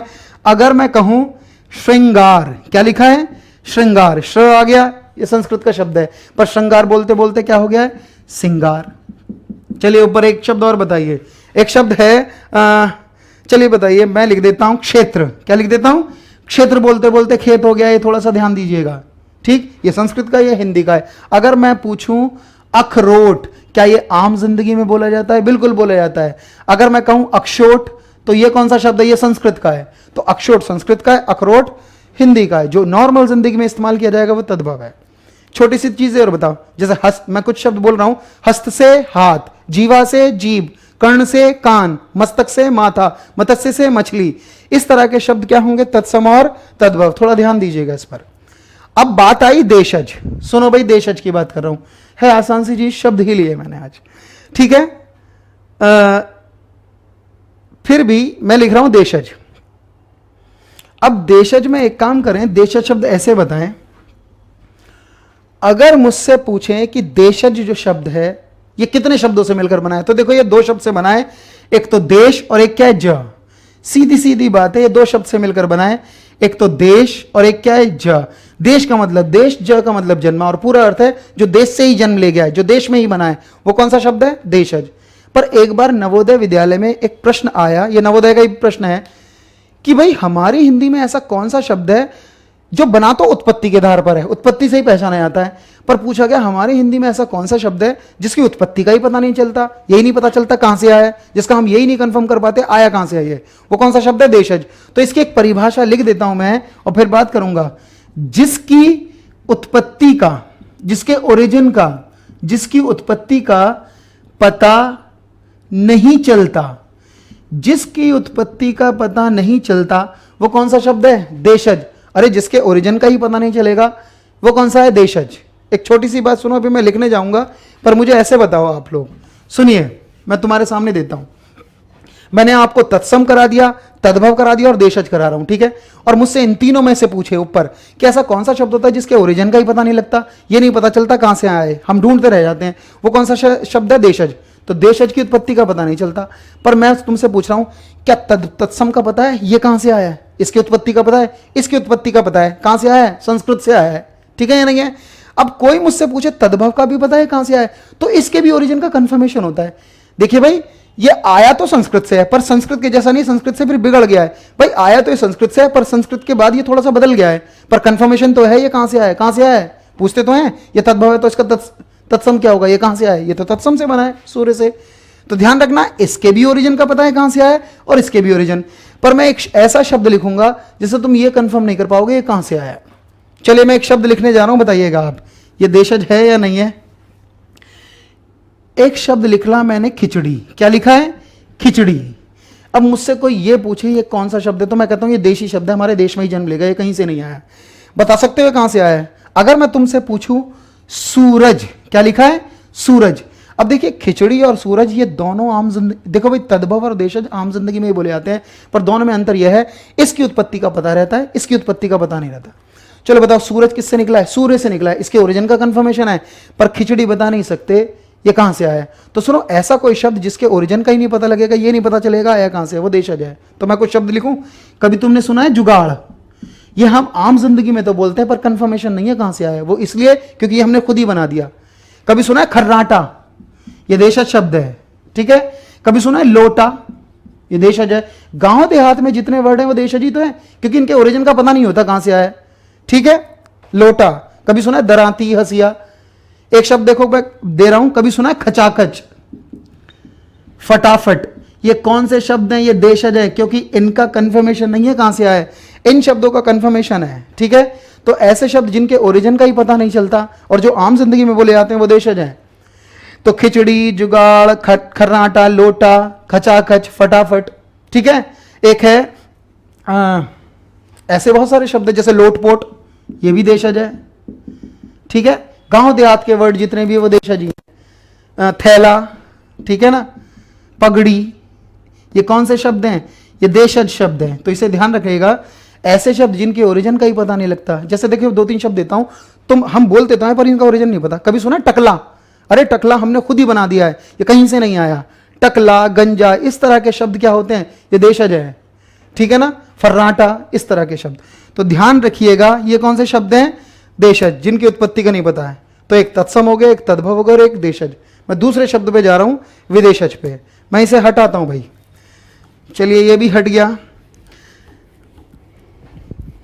चलिए एक छोटी सी चीज और बताइए, विदेशज पे जाने से पहले मैं अभी आपको एक शब्द देता हूं, ये क्या लिखा है? मैंने फिर लिखा सूर्य। अगर मैं आपसे पूछूं ये तत्सम है तद्भव है, तो आप 2 मिनट में बता देंगे तत्सम है। पर बताइए ये तत्सम है तद्भव? ये तत्सम है, ठीक है, मैं मान गया तत्सम है क्योंकि संस्कृत का है। पर बताओ क्या ये रूढ़ भी है? पता ये रूढ़ भी है क्योंकि ये एक ही शब्द है, ये रूढ़ है। अब बात ये आई ये तत्सम है, ये रूढ़ है। तो देखो भाई, सुन लो भाई, असली में मेरे से किसी ने इंटरव्यू में पूछा कि शब्द कितने प्रकार का होता है, तो देखिए मैंने कहा शब्द 3 प्रकार का भी, शब्द 4 का भी, शब्द 5 का भी और शब्द 2 भी हो सकता है, ठीक है या नहीं है। सीधी सीधी बात है, शब्द को कई वर्गों में बांट लेते हैं हम। अब मान लीजिए जितने भी शब्द हैं, जैसे मैंने अभी बताया था रचना बनावट के आधार पर बनाए, शब्द की उत्पत्ति भी हुई है, शब्द को हम अर्थ से भी निकालते हैं। अब सुनो, जितने भी शब्द हैं वो 4 वर्गों में बांट लिए गए हैं। जितने भी शब्द हैं या तो ऐसे पहचान सकते हो या ऐसे पहचान सकते हो, ये ऐसे। अब बात सुनो भाई, अगर कभी पूछा जाए कि सूर्य कौन सा शब्द है, तो आपको 3 ही ऑप्शंस मिलेंगे, रूढ़, यौगिक, योग रूढ़। या तो ये मिलेंगे या ये मिलेंगे, ये तत्सम है, तद्भव है, देशज है, विदेशज। या पूछेगा ये सार्थक है निरर्थक है, बताओ ये सार्थक है निरर्थक, इसका अर्थ भी तो है या नहीं है। अब कोई भी शब्दों की पहचान 4 तरीकों से कर सकते हो, ऐसे भी, ऐसे भी, ऐसे भी। इनके ऑप्शंस मिक्स नहीं आते। पर अगर कभी आए ये रूढ़ है, तत्सम है, दोनों है या कोई नहीं है, तो दोनों ही आंसर होंगे, रूढ़ भी है और तत्सम भी है भैया, संस्कृत का भी है, रूढ़ भी है। लेकिन अगर ऊपर प्रश्न बदल दे कि रचना बनावट के आधार पर कौन सा है, तो रचना बनावट के आधार पर ये रूढ़ है। और अगर पूछे ना उत्पत्ति के आधार पर कौन सा है, तो ये तत्सम है। थोड़ा सा ध्यान रखिएगा। जैसे देखिए एक काम करें, एक शब्द और देता हूं मैं आपको। अगर मैं लिखूं सूर्यास्त, तो बताइए ये रूढ़ है या यौगिक? ये यौगिक है, इसमें 2 शब्द शामिल है, सूर्य और अस्त। पर बताइए क्या ये संस्कृत का भी तो शब्द है या नहीं है? अगर यहां पूछे उत्पत्ति के आधार पर तो ये तत्सम शब्द बैठता है, और अगर पूछा जाए ये रूढ़ है यौगिक है, उनमें पूछा जाए तो ये यौगिक बैठता है। और अगर पूछा जाए ये सार्थक है निरर्थक है, तो सार्थक भी बैठता है, क्योंकि अर्थ तो है इसका। ये शायद ध्यान में आ गई होगी आपको बात। तो शब्द को हम कई आधारों पर पहचानते हैं। तो अभी बात हो रही है तत्सम, तद्भव, देशज की, ठीक है। ये हो गया देशज। ठीक, आगे बढ़ता हूं। अब है विदेशज। थोड़ा सा विदेशज पे ध्यान देना भाई, इनमें थोड़ा टाइम लगेगा। अब सुनो, इनमें से जो सबसे मुश्किल शब्द होता है वो विदेशज होता है। वो क्यों? क्योंकि एक तो अपनी भाषा नहीं है, और कई बार विदेशी में हमारे यहाँ भारत के अंदर जैसे कोई अंग्रेजी के वर्ड है वो बाहर से आए हैं, पर अंग्रेजी के नहीं आए, अरबी, फारसी, तुर्की, बहुत सारे शब्द आए, तो थोड़ा मुश्किल पड़ता है। लेकिन पहले इस पर थोड़ी सी बात समझ लें। अच्छा, अगर पूछा जाए विदेशज शब्द ये 2 शब्द से बना है, क्या, विदेश प्लस ज। इसका मतलब जो शब्द विदेश से जन्मा हो, जो शब्द विदेश में जन्मा हो पर बोला इंडिया में जाता है, उन्हें कहते हैं विदेशज। ठीक, अब देखिए भाई मैं करने जा रहा हूं इसे। अच्छा, विदेशज किसे कहेंगे? ऐसे शब्द जो विदेश में जन्मे हो। पर जितने भी शब्द विदेशों से हमने इंडिया में एक्सेप्ट किए हैं, उसे हमने दो तरीके से एक्सेप्ट किया, पहले ये समझ लीजिए फिर बात करेंगे। पहला मैं लिख रहा हूं ज्यों का त्यों। ज्यों का त्यों का मतलब है जैसे बाहर के लोग बोलते थे, जैसे अंग्रेज बोलते थे या कोई विदेशी शब्द लोग बोलते थे, हम वैसे ही शब्द आज भी यूज करते हैं। जैसे वो बोलते थे वैसे ही बोलते हैं, एज इट इज, ज्यों का त्यों ही इस्तेमाल करते हैं। लेकिन कुछ विदेशी शब्दों को हमने बदल भी दिया है, तो थोड़ा सा ये ध्यान रखना, बदल कर भी अपनाया गया है। अरे विदेशी शब्द बाहर ही बोले जाते थे, पर विदेशी शब्द को दो तरीके से एक्सेप्ट किया इंडिया में, एक तो ज्यों का त्यों, एक थोड़ा बदल दिया गया है।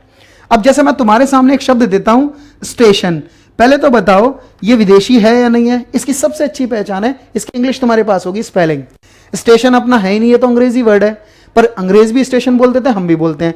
चलिए बताइए, एक शब्द है टीम, इसकी भी स्पेलिंग हमारे पास है, ठीक है ना, TEAM, ठीक है। तो टीम जो है, जो भी स्पेलिंग है इसकी, पर टीम विदेशी शब्द है या नहीं है? और हम आज भी टीम बोलते हैं। तो चलिए कुछ एक बताइए, कभी सुना है मजिस्ट्रेट? ये इंग्लिश का ही वर्ड है। एक बार पेपर में पूछा गया टाई, टाई इंग्लिश का वर्ड है, इंग्लिश स्पेलिंग भी सी की इसमें। एक है बाइबल। तो देखिए मैं ज्यादा शब्द नहीं दे रहा हूं, कुछ ऐसे शब्द विदेशी हैं जो जैसे अंग्रेज बोलते थे वैसे ही आज भी हम बोलते हैं, और इनकी सबसे अच्छी पहचान है, इनकी स्पेलिंग तुम्हारे सामने होगी। जैसे एक शब्द और बताइए, एक शब्द है अपील। कई बार ऐसा लगता है इंग्लिश का वर्ड नहीं है, पर इसकी भी स्पेलिंग है इंग्लिश में ही, ठीक है। तो ये शब्द सारे विदेशी हैं, जिनकी स्पेलिंग इंग्लिश में निकला है वो विदेशी हैं। अभी तो मैं सिर्फ ये बता रहा हूं, पर विदेशी में इंग्लिश वाले वर्ड नहीं है, और भी हैं, ठीक। अच्छा, बदल कर मैं एक काम करो, मैं एक शब्द देता हूं कैप्टन। अगर कोई मुझसे पूछे कैप्टन इंग्लिश का वर्ड है अपना, ये भी बाहर का ही है, इंग्लिश का वर्ड है, पर सुनो कैप्टन तो अंग्रेज बोलते थे, पर हमने कैप्टन बोलते बोलते इसे थोड़ा बिगाड़ लिया। कैप्टन बोलते बोलते कप्तान हो गया। क्या हो गया है? कप्तान। अब पहली चीज मैं आपको ये समझाना चाह रहा हूं कि कुछ तो एज इट इज बोले गए। अच्छा, ये भी विदेशी है, ये भी विदेशी है, पर अगर कभी ये भी पूछा जाए तो ये भी विदेशी माना जाता है, क्योंकि बना तो ये विदेशी से ही है, ठीक है या नहीं है। जैसे एक शब्द देखिए, एक है ऑफिसर। ऑफिसर मैं लिख देता हूं, ऑफिसर। ऑफिसर से क्या हो गया है? अफसर। जैसे एक शब्द देखिए, अगर मैं कहूं आपसे ऑफिसर से अफसर हो गया है। जैसे एक शब्द मेरे टाइम में आया, लैंटर्न। लैंटर्न ना इंग्लिश का वर्ड है, और लैंटर्न बोलते बोलते क्या हो गया है? लालटेन। अच्छा, कई बार लालटेन ऐसा लगता है गांव देहात का वर्ड है, पर लालटेन इसी वर्ड से बना है, तो यह भी विदेशी माना जाता है। कई शब्द हैं, जैसे हॉस्पिटल से अस्पताल बना। एक शब्द था कैटल, कैटल से केतली बन गया है, यह भी विदेशी है। तो तुम थोड़ा सा ये ध्यान रखोगे, ये भी विदेशी है, ये भी विदेशी है, और ये भी। पर बात ये आती है, क्या विदेशी शब्दों में अंग्रेजी है? अंग्रेजी नहीं। देखिए भाई, ये रहा हमारा इंडिया। कई बार ब्रिटेन से ही वर्ड नहीं आए, बाहर अंग्रेजों के ही शब्द नहीं आए, ब्रिटेन से ही नहीं आए, अरब से, फारस से, तुर्क से, जापान से, यहां से भी तो आए हैं या नहीं है। तो देखिए एक शब्द लिख रहा हूं मैं, जैसे अगर मुझसे कोई पूछे सुनामी, क्या पूछे? सुनामी। तो देखिए सुनामी जो शब्द है वो ऐसा लगता है इसकी स्पेलिंग होगी टी से शुरू होता है, पर सुनामी अंग्रेजी वर्ड नहीं है, जापानीज वर्ड है। थोड़ा सा ध्यान रखिएगा, कभी कभी नवोदय में ये भी पूछ सकते हैं कि विदेशी तो है पर ये अंग्रेजी है या ये जापानीज है। जैसे मुझे बताइए, एक शब्द है गजल। क्या है? गजल। गजल अपना नहीं है, ये अरबी लैंग्वेज का वर्ड है। जो हमारी हिंदी में उर्दू जैसा शब्द नजर आएगा, अरबी फारसी का होगा, वो सारे विदेशी में जाएंगे। तो थोड़ा मैं इस पे, देखिए भाई, इसे एक्सप्लेन नहीं करना चाह रहा हूं, क्योंकि इसे ना आपको याद करने पड़ेंगे। आपको हम एक PDF देंगे जिसमें कुछ अरबी शब्द होंगे या फारसी, फिर भी मैं थोड़ा सा अंदाजा बता रहा हूं इसे हम निकालते कैसे हैं। तो एक बात तो समझ में आई, सिर्फ अंग्रेजी के शब्द ही विदेशी नहीं है, और भी हैं। तो देखिए शब्द तो बाहर से तो अरबी भी आए, फारसी भी आए, तो मैं कुछ शब्द लिख रहा हूं, इसे बस थोड़ी सी पहचान दे रहा हूं। बाकी तो ये शब्द याद करने पड़ेंगे आपको। विदेशी, विदेशी इतना, अरे हिंदी उसकी अच्छी होगी जिसको जितने शब्द याद हैं, और शब्द एकदम सीख नहीं सकते, शब्द तो याद किए जाएंगे आप। तो चलिए अब थोड़ी सी बात करता हूं मैं इस पे विदेशी में। अब विदेशी में तो कुछ अरबी भी शब्द हैं, वैसे तो याद करने, लेकिन कुछ थोड़ा सा अंदाजा देखो कैसे रखते हैं अरबी शब्दों का, मैंने कैसे तैयार किए, वरना तो याद करेंगे। अरबी ऐसे शब्द, अरबी में ना कुछ ऐसे शब्द हैं, जैसे देखिए मैंने छोटी सी बात की, जो जैसे एक शब्द पहले मैं दे दूं, अदालत। ऐसा लगेगा ये हिंदी का, पर ये बाहर का ही है। हमारे इंडिया में 11वीं सेंचुरी में तुर्कों और अरबों का अटैक हुआ, और जब वो अटैक हुआ तो वो पहली बार तो आए और यहां से जब धन लिया वो लेकर बाहर निकल गए, यानी अपने देश में ही लौट गए। लेकिन जब दूसरी बार या तीसरी बार अटैक हुआ तो फिर वो यहीं रहने लगे, और यहीं रहने लगे तो अपनी भाषा बोलने लगे, अपनी भाषा बोलने लगे तो उनके शब्दों का हम भी इस्तेमाल करने लगे, तो ये शब्द मिक्स हो गए। ऐसा लगता है अदालत हिंदी है, पर अदालत कौन सा शब्द है? ये अरबी शब्द है, अदालत। अब सुनो, अदालत या कोर्ट से रिलेटेड अगर कभी उर्दू फारसी जैसे शब्द लिखे हैं तो ज्यादातर अरबी में जाएंगे। जैसे देखो अदालत, एक शब्द है वकील, हमारी हिंदी में इसे अधिवक्ता कहते हैं संस्कृत में, पर वकील बाहर का ही शब्द है, वकील, ठीक है। जिनमें नुक्ता ऐसा नजर आया ना बिंदी सी, वो अरबी ज्यादातर बैठते हैं। अदालत, वकील। जैसे देखिए एक शब्द दे रहा हूं मैं, कानून, ठीक है ना, मुवक्किल, जैसे ये कानून से रिलेटेड तो है, अदालत से रिलेटेड तो है, तो इस तरह के सम शब्द अदालत, वकील, कानून। जैसे देखिए एक शब्द लिख रहा हूं मैं, इस्लाम। अब इस्लाम या से रिलेटेड, इस्लाम धर्म से रिलेटेड ज्यादातर मैंने अरबी देखे हैं, हालांकि ऐसा होगा नहीं, तुम्हें याद भी करने हैं, लेकिन फिर भी देखो इस्लाम। एक शब्द दे रहा हूं मैं, मस्जिद, ठीक है, मस्जिद। एक शब्द है कुरान, ये पूछा गया एक बार एग्जाम में, कुरान, ठीक है। तो इस्लाम, मस्जिद, कुरान, ठीक है, ये ऐसे शब्द हैं जो हैं अरबी के शब्द। खुतबा, ठीक है, शरीयत, ठीक है, एक है उलेमा, ये सारे इस्लाम धर्म से रिलेटेड, ये सारे फारसी के आते हैं, बहुत सारे शब्द हैं। देखिए एक शब्द मैं देता हूं, मुहावरा, ऐसा लगता है ये हिंदी का है, पर ये भी कौन सा है? अरबी का। अमीर खुसरो ने मुहावरे और पहेलियों का निर्माण किया है। अब सुनो, मुहावरा अरबी का ही शब्द है, ये कैसे जज करोगे? इसे याद ही करना पड़ेगा आपको, ठीक है, तो थोड़ा सा ध्यान रखना। लेकिन फिर भी इसे ऐसे निकलेंगे। कुछ फारसी के भी शब्द है हमारे यहाँ। अब फारसी में थोड़ा ध्यान रखना, एक ये दोनों कंफ्यूज करते हैं, कई बार अरबी और फारसी एक जैसे लगते हैं, पर इन्हें याद ही करेंगे, इससे बच नहीं सकते आप। लेकिन फिर भी देखिए कुछ शब्द मैं ऐसे दिखाता हूं आपको, जैसे एक दो शब्द हैं, जैसे आसमान। अच्छा, कई बार मैं आसमान कहूं तो इसे कई बार हम यही कहते हैं आसमां, है ना, जहां, इस तरह के वर्ड फारसी होते हैं, जैसे आसमान, ठीक है। एक है आतिशबाजी, ये फारसी का शब्द है, ठीक है ना, बाजी। और भी कई शब्द हैं, जैसे सरदार, ये याद रखने, इसमें कोई वर्ड नहीं है। और एक है सरकार, ऐसा लगता है ये हिंदी के शब्द हैं, पर ये फारसी के हैं, सरकार। आपने सुना होगा शादी, हमारी हिंदी में तो विवाह कहते हैं, पर शादी तो बाहर का ही वर्ड था, ठीक है। ये सारे शब्द बाद में आए और बोल बोलकर वो यहीं रहने लगे तो मिक्स हो गए हैं, तो शादी, ठीक है ना। कई बार आपने सुना होगा, बहुत सारे शब्द हैं इस तरह के, तो थोड़ा सा पढ़ने पड़ेंगे आपको। एक तुर्की वर्ड का और बता दूं, बाकी तो पुर्तगाली भी है, चाइनीज वर्ड भी है, जैसे चाय चीनी शब्द है।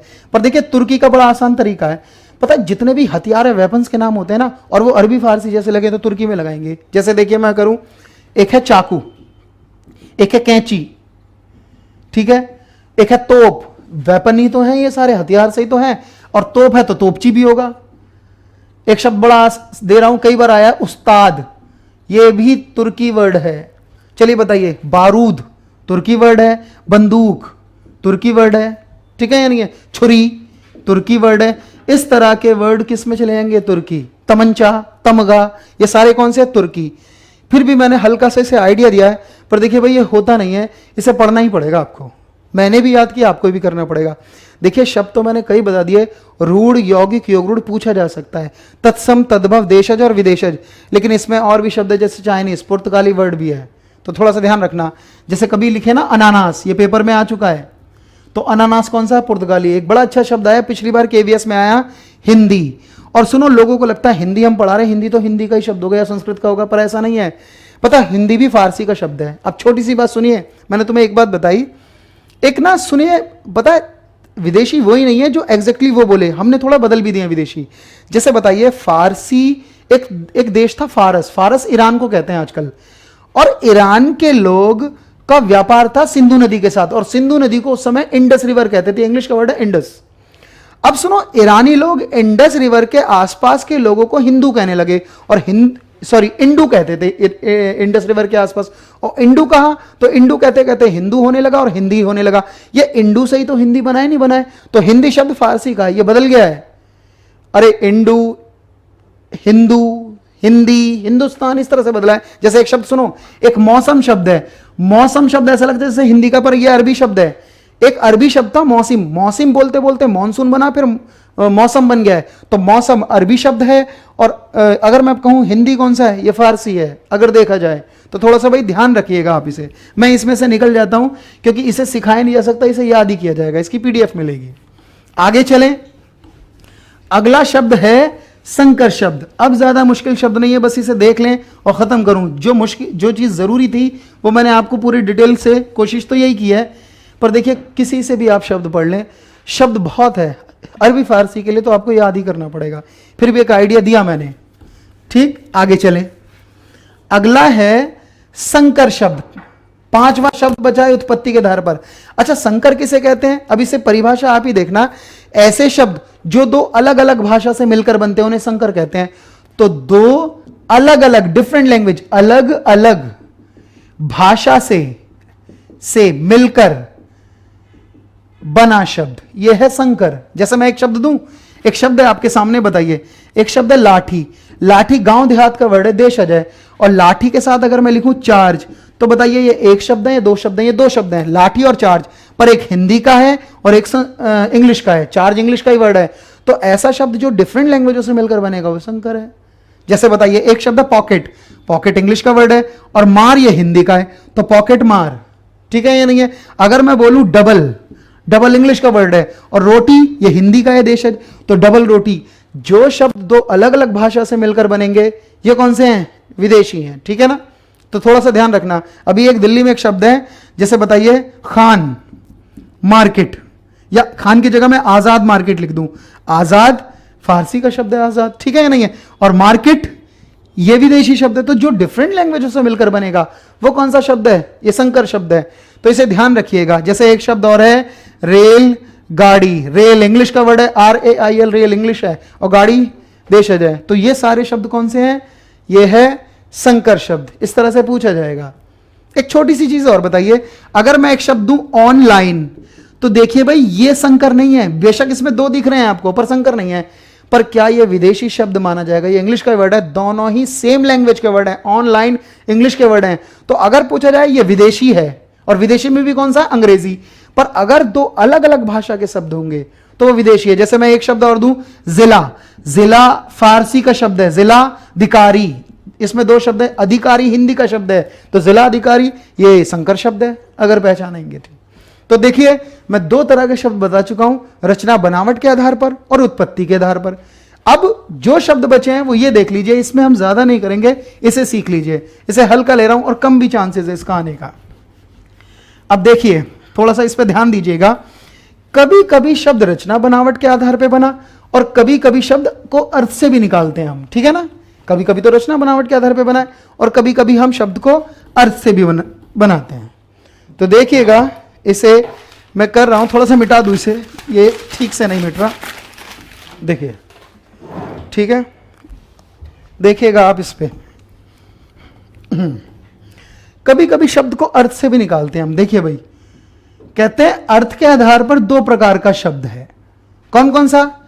एक सार्थक और एक क्या है? निरर्थक। अब देखिए, सार्थक शब्द वो शब्द होते हैं, निरर्थक, ठीक है ना? सार्थक वो शब्द हैं जिनका अर्थ हो, जो अर्थ के साथ हो, वो सार्थक हैं। तो जिनका अर्थ हो वो सार्थक है, और जिनका अर्थ ना हो वो क्या है? निरर्थक।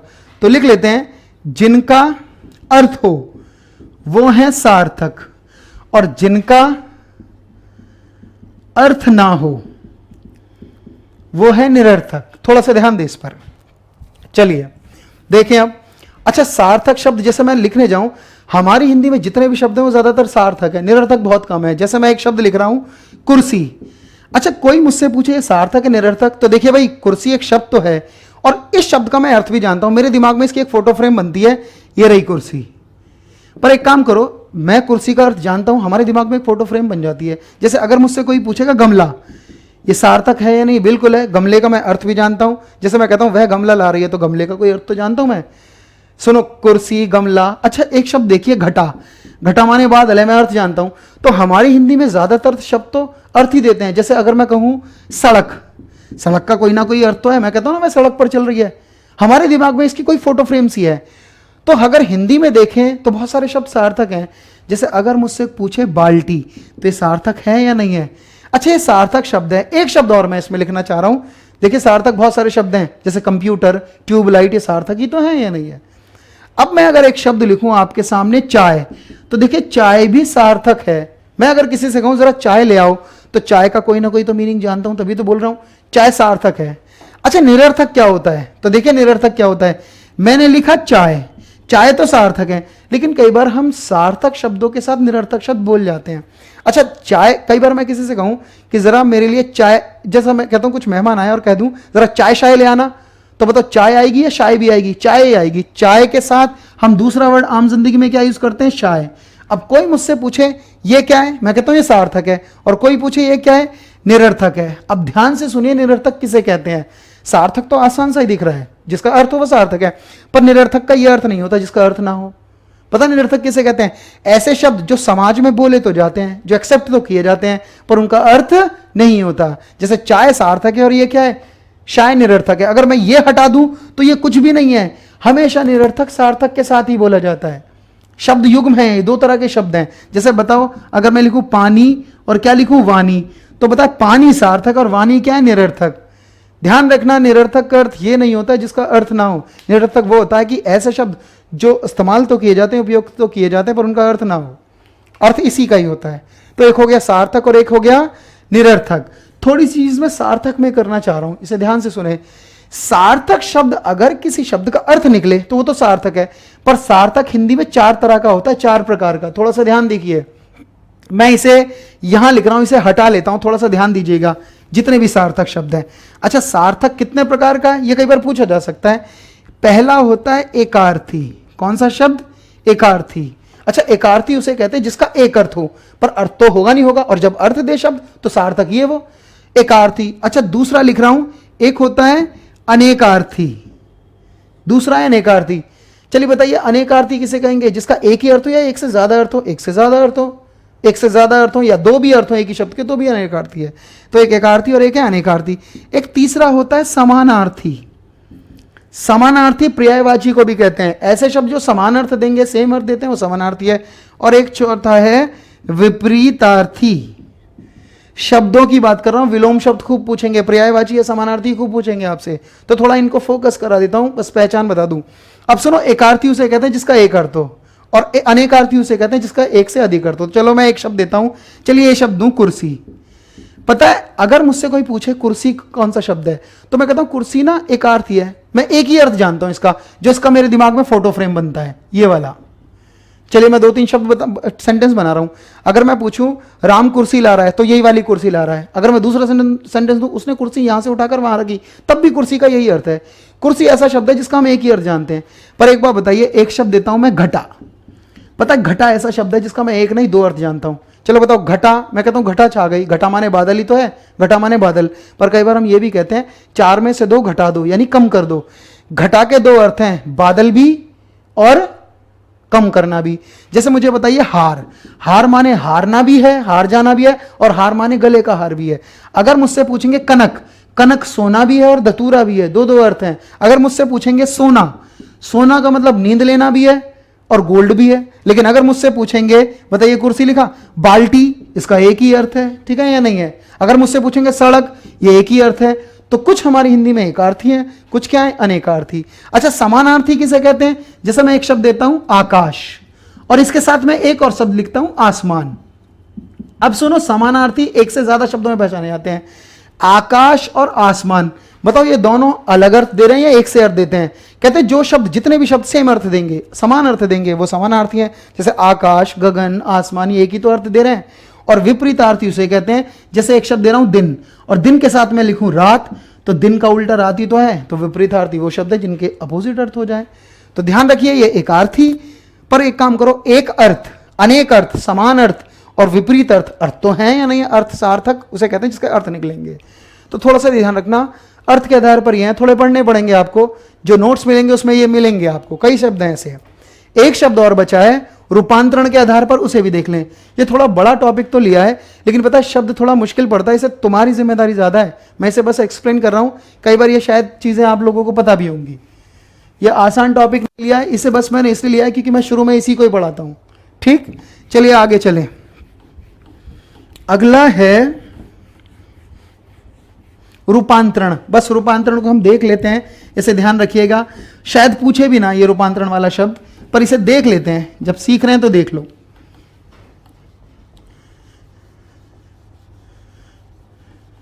इसे मैं दो तरीके से समझाना चाह रहा हूं। देखो रूपांतरण, देखो भाई आप रूपांतरण और देख लो। मैं लिख रहा हूं रूपांतरण के आधार पर, देखिए भाई, अच्छा रूपांतरण या परिवर्तन, दो चीज लिख रहा हूं। कहते हैं रूपांतरण, कई बार किसी शब्द को लेते हैं और हम उसका रूप बदल सकते हैं, उसमें चेंज ले आते हैं, परिवर्तन ले आते हैं। कहते हैं रूपांतरण भी दो प्रकार का होता है। कौन कौन सा? एक है विकारी शब्द, थोड़ा देखिएगा, एक है विकारी शब्द, विकारी, और एक है अविकारी शब्द। अच्छा पता है, विकारी वो शब्द हैं जिनमें परिवर्तन हो, और अविकारी हैं जिनमें परिवर्तन ना हो। तो मैं लिख देता हूं जिनमें, और फिर इसकी प्रॉपर परिभाषा देंगे, जिनमें परिवर्तन यानी जिनमें चेंज हो सके, जिनमें परिवर्तन हो। और अविकारी लिख रहा हूं जिनमें परिवर्तन ना हो। थोड़ा ध्यान दीजिएगा इस पर भाई। कुछ ऐसे शब्द हैं जिनको हम चेंज कर सकते हैं, जिनमें परिवर्तन ला सकते हैं। कुछ ऐसे शब्द हैं जिनको हम परिवर्तित कर ही नहीं सकते, उनका रूप ही स्थिर रहता है। जैसे देखिए एक शब्द लिख रहा हूं मैं यहां, ध्यान दीजिएगा इस पर। जैसे मैंने लिखा एक शब्द लड़का, कोई मुझसे पूछे ये शब्द है? बिल्कुल शब्द है, वर्ण तो नहीं है, शब्द ही है, ना वाक्य है। अच्छा एक शब्द और दे रहा हूं मैं, जैसे ये परंतु, देखिए। अच्छा मुझे बताइए लड़का, बताइए कुछ शब्द ऐसे जिनको मैंने परिवर्तित होते देखा, जिनको मैंने बदलते देखा। अच्छा देखिए मैं ऐसे समझा देता हूं इसे। मैंने लिखा लड़का, पर लड़का नहीं, मैंने कई शब्द देखे मिलते जुलते, लड़का, लड़के, लड़की, लड़कियां, लड़कपन, इसी शब्द में हेरफेर देखा। जैसे बताइए, पहले लड़का है, फिर क्या है, लड़के हैं, फिर क्या लिखा है, लड़की। सुनो शब्द वही था लड़की, पर बता मात्राएं बदलती चलेगी, लड़का, लड़के, लड़की। कुछ शब्द ऐसे थे जिसको मैंने बदलते देखा, मॉडिफाई होते देखा। पर एक बार बताइए, एक शब्द मैं यहां लिख रहा हूं परंतु। अब सुनो, ना तो मैंने परंता देखा, ना परंते देखा, ना परंती। कभी कभी तुम इसे ऐसे भी पहचान सकते हो, जिनमें परिवर्तन ही नहीं हुआ वो कौन से हैं, अविकारी, और जिनमें परिवर्तन हुआ वो क्या है, विकारी। पर इसकी परिभाषा ये नहीं है, देखिए अभी परिभाषा दूंगा मैं। एक तरीका और देखिए इसका, मुझे तो शब्द बताना है, कोई शब्द आए कैसे डिस्कशन करेंगे, कैसे पहचान ले। अब मुझे बताइए लड़का, ये मेल वर्जन में है फीमेल में है? लड़का ना मेल वर्जन वाला शब्द है। मेल मतलब कि ये स्त्रीलिंग है पुल्लिंग, ये पुल्लिंग है। और अगर मैं कहूं लड़की तो फिर क्या बन गया, स्त्रीलिंग, परिवर्तित तो हो गया। पर बताइए स्त्रीलिंग है पुल्लिंग? इस शब्द को तुम ये नहीं जज कर पाओगे स्त्रीलिंग है या पुल्लिंग, क्योंकि इसमें परिवर्तन ही नहीं था। ठीक है या नहीं है? एक चीज और बताइए, लड़का एक वचन में लिखा है या बहुवचन? लड़का एक वचन है, और जैसे ही मैं लिखूं लड़के तो ये क्या है, ये बहुवचन हो गया, बहुत सारे हो गए। पर बताइए परंतु एक वचन है बहुवचन? परंतु का ना तो एक वचन बता सकते हैं ना बहुवचन। अब सुनो, ऐसे शब्द जिनका तुम लिंग और वचन ही नहीं पहचान सकते वो हैं अविकारी, और जिनको पहचान लोगे वो क्या है, विकारी। फिर भी सुन लो, ऐसे शब्द जिनमें, इसकी परिभाषा ये बैठती है, ऐसे शब्द जिनमें लिंग और वचन के आने पर कोई परिवर्तन ही नहीं हो सकता वो है अविकारी। लेकिन ऐसे शब्द जिनमें लिंग और वचन के आने पर कोई परिवर्तन होगा वो है विकारी। तुम सिर्फ इतना ध्यान रखना, कोई ऐसा शब्द है जिसको जेंडर वाइज पहचान लोगे, या मेल फीमेल में, या एक वचन बहुवचन में पहचान लोगे, वो होते हैं विकारी। कर नहीं रहा हूं, जैसे दो शब्द बताइए। एक शब्द लिख रहा हूं मैं मछली, चलिए बताइए मछली स्त्रीलिंग शब्द है, पर इसे एक वचन बहुवचन में ही पहचान सकते हैं। मछली, मछलियां हैं या नहीं है? लेकिन अगर मैं कहूं लेकिन, तो लेकिन कौन सा शब्द है ये, क्या अविकारी है या नहीं है? क्योंकि ये मेल फीमेल में जज नहीं करेंगे। मैं इससे ज्यादा इसे नहीं कराना चाह रहा हूं। ये दरअसल इसके बाद विकारी अविकारी शब्द चलेंगे, पर छोटी सी चीज आप इसे रट लें या देख लें। विकारी शब्द जो होता है वो चार प्रकार का होता है, और कौन कौन से? पहला है संज्ञा, दूसरा है सर्वनाम, ये टॉपिक चल रहे हैं आपके आगे। एक तीसरा है विशेषण, इसे भी विकारी रखते हैं हम, और एक चौथा है विशेषण, और एक लिख लेते हैं क्रिया। जैसे देखिए भाई संज्ञा, चलिए बताइए लड़का संज्ञा है? बिल्कुल है, और संज्ञा में परिवर्तित होता है, लड़का, लड़की, लड़के, संज्ञा परिवर्तित होती है। जैसे बताइए सर्वनाम, अगर मैं पूछूं मैं, ये सर्वनाम है, पर बताइए मैं में भी चेंज देखा, मैं, मेरा, मुझे, मुझको, ये सारे सर्वनाम ही तो है। सर्वनाम में परिवर्तन होता है, तो ये परिवर्तित शब्द है। अगर मैं पूछूं सुंदर, तो जितने गुण है विशेषण है, पर सुंदर, सुंदरता, सौंदर्य, ये सारे क्या है, विशेषण। और एक शब्द लिख रहा हूं क्रिया, टहलना, कहते हैं जिन शब्दों के पीछे ना आ जाए वो क्रिया है। पर टहलना, टहलती, टहलेगा, ये भी परिवर्तित शब्द से। इसे मैं इस तरीके से समझा रहा हूं, लेकिन फिर भी सुने, कभी पूछे ना विकारी कितने प्रकार के शब्द होते हैं, तो 4, संज्ञा, सर्वनाम, विशेषण और क्रिया। ये आगे टॉपिक तुम्हारे अलग अलग टॉपिक चलेंगे, संज्ञा क्या, ये आगे चलने हैं, तो मैं इस पर ज्यादा एक्सप्लेन नहीं कर रहा हूं। पर अभी ऐसे ही पहचानना, विकारी वो शब्द हैं जिनमें परिवर्तन कर दोगे तुम, और अविकारी हैं जिनमें परिवर्तन नहीं करोगे। पर अविकारी में एक शब्द चला जाता है, एक होते हैं हमारी हिंदी में कुछ अव्यय शब्द, लेकिन अव्यय शब्द है। जैसे देखिए मैं कहूं और, ये अव्यय, अथवा, तो भाई थोड़ा सा ये ध्यान रखना, थोड़ा जल्दी से लिया है मैंने, एक विकारी और अविकारी, थोड़ा बड़ा टॉपिक था, जो चीज जरूरी थी वो मैंने आपको समझाई। तो ये थी मेरी क्लास। धन्यवाद, थैंक यू, नमस्कार।